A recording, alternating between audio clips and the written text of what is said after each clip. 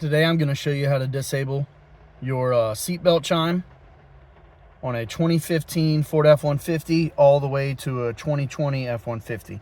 And this works whether or not you got the push button or the key. First step, you're going to get in your car, close the door, don't put your seatbelt on. Take your key or the push button and just put it to the run position. Don't cut it on.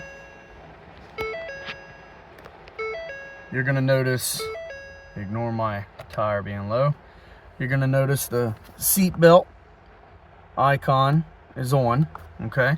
You're going to wait about a minute, and once it cuts off, then we'll go to the next step. Okay, it took about a minute to cut off, all right? You're going to take your seatbelt, you're going to buckle and unbuckle 3 times in a row. So 1, 2, 3. It cuts back on. Do it one more time. Buckle, unbuckle. It's going to flash, and the icon will go away. That's how you disable your seatbelt chime. Thanks for watching, everybody.